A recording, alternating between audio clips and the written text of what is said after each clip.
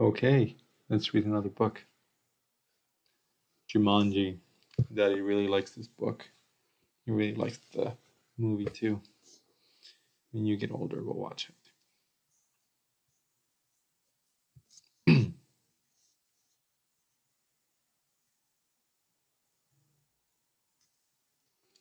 Now remember, Mother said, your father and I are bringing some guests by after the opera, so please keep the house neat. Quite so, added Father, tucking at his scarf inside his coat. Mother peered into the hall mirror and carefully pinned her hat in place, then knelt and kissed both children good-bye. When the front door closed, Judy and Peter giggled with delight. They took all the toys out of their toy chest and made a terrible mess, but their laughter slowly turned to silence till finally Peter slouched into a chair. You know what? He said. I'm really bored. Me too, sighed Judy. Why don't we go outside to play? Peter agreed. So they set off across the street to the park. It was a cold for November. The children could see their breath like steam. They rolled in the leaves, and when Judy tried to stuff some leaves down Peter's sweater, he jumped up and ran behind the tree.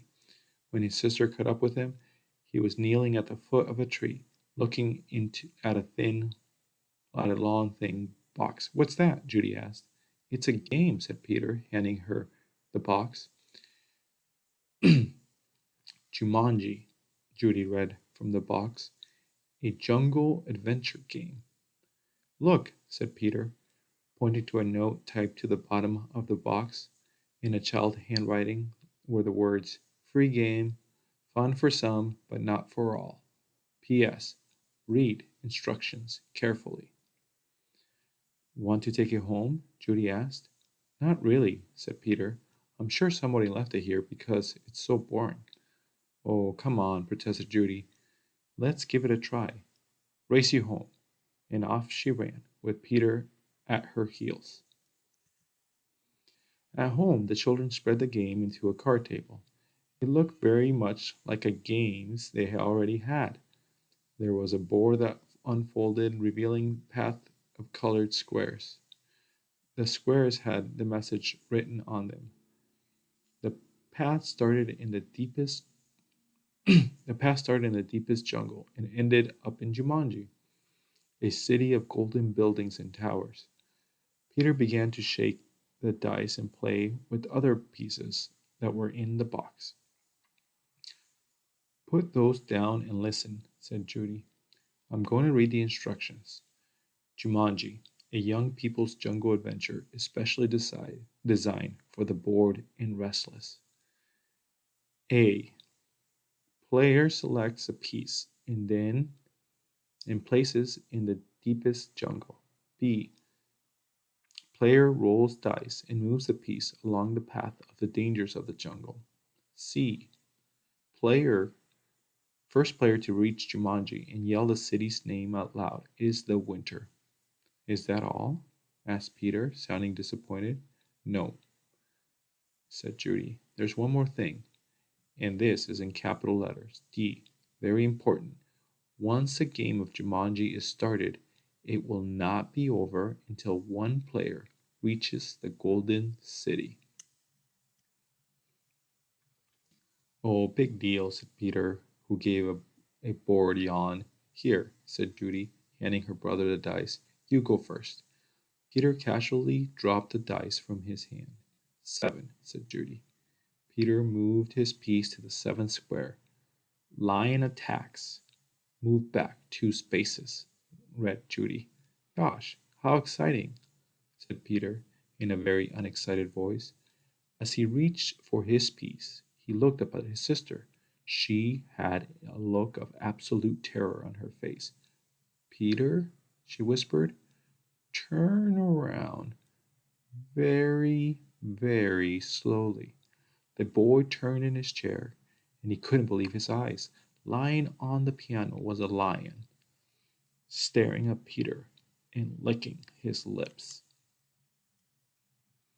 The lion roared so loud it knocked Peter right off his chair. The big cat jumped to the floor. Peter was up on his feet, running through the house with the lion a whisker's length behind him. He ran up the stairs and dove under the bed. The lion tried to squeeze under the bear, but his head got stuck. Peter was able to scramble out of the bed and ran from the bedroom and slammed the door behind him. He stood in the hall with Judy, gasping for air. "I don't think," said Peter, between the gasps of air, "that I want to play this game anymore." "But we have to," said Judy, as she helped Peter back down the stairs. "I'm sure that's what the instructions mean. The lion won't go away until one of us wins the game." Next, Peter stood next to a card table. "Can't we just call the zoo and have him taken away?" From the upstairs came sounds of growling and clawing in the bedroom door. "Or maybe we could wait till father comes home." "No one will come from the zoo because they wouldn't believe us," said Judy. "And you know how upset mother would be if she found a lion in the bedroom. We started this game and now we have to finish it." Peter looked down at the game board. What if Judy rolled a 7? There'll be two lions. For an instant Peter thought he was going to cry. Then he sat firmly in his chair and said, "Let's play." Judy picked up the dice, rolled an 8, and moved her piece. "Monkeys steal food. Miss one turn," she read. From the kitchen came sounds of banging pots and falling jars. The children ran to see a dozen monkeys tearing the room apart. "Oh boy," said Peter. "This would upset mother even more than the lion." "Quick," said Judy. "Back to the game." Peter took his turn. Thanks heaven, he landed in a blank space. He rolled again. "Monsoon season begin.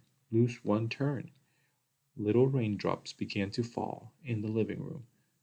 Then a roll of thunder shook the walls and scared the monkeys out of the kitchen. The rain began to fall like buckets as Judy took the dice. Guide gets lost. Lose one turn. The rain suddenly stopped. The children turned to see a man hunched over a map.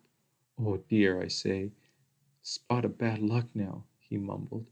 "Perhaps a left turn here. Oh, no, no, no, right turn here. Yes, absolutely, I think, right turn. Or maybe—" "Excuse me," said Judy, but the guide ignored her.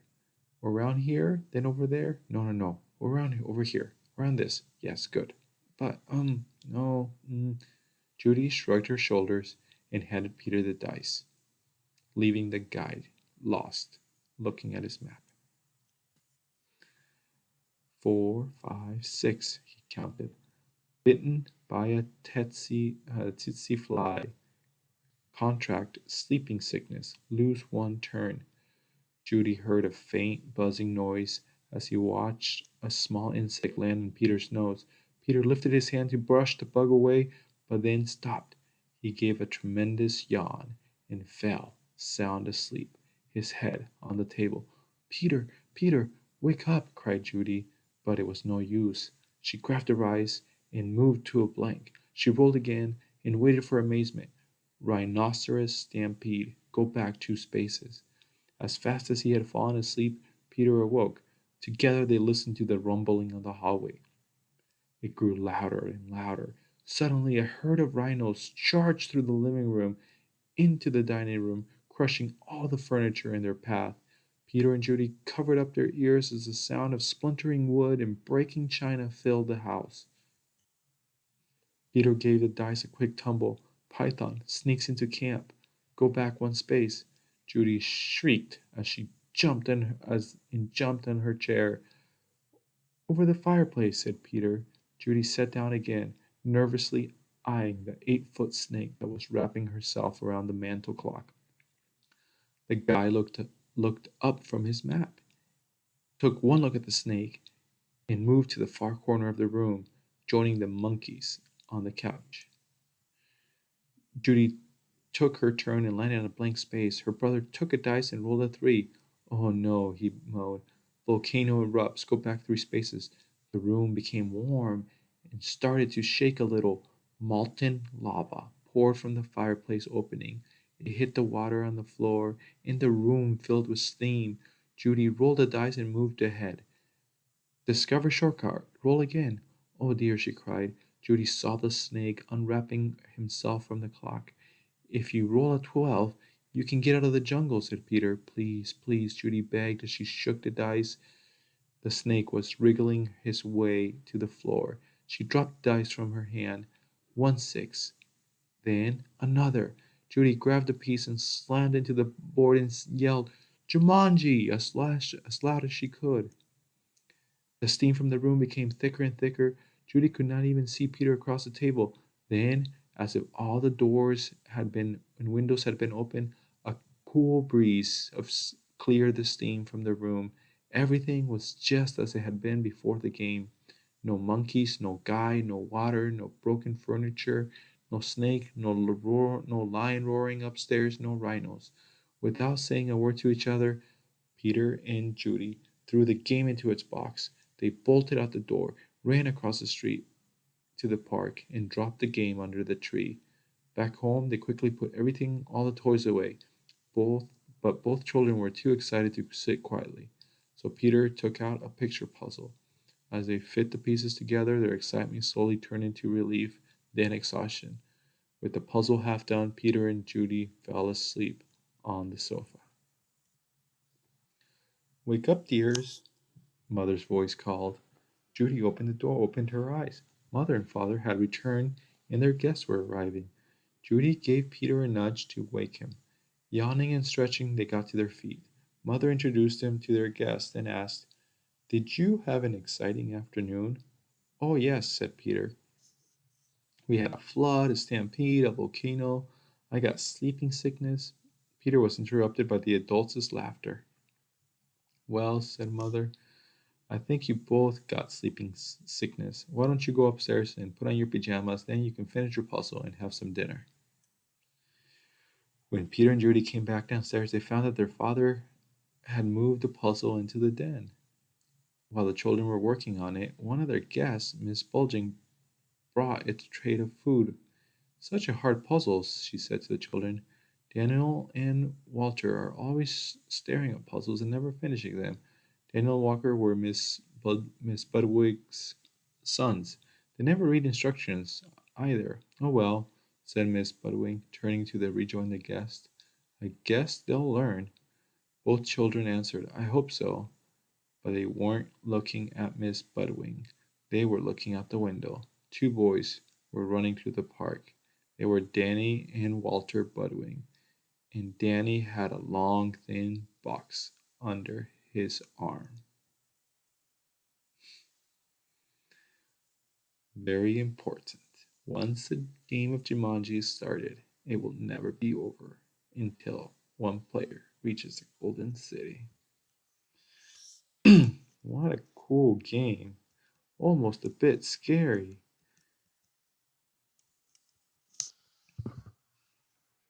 I hope you enjoy the book.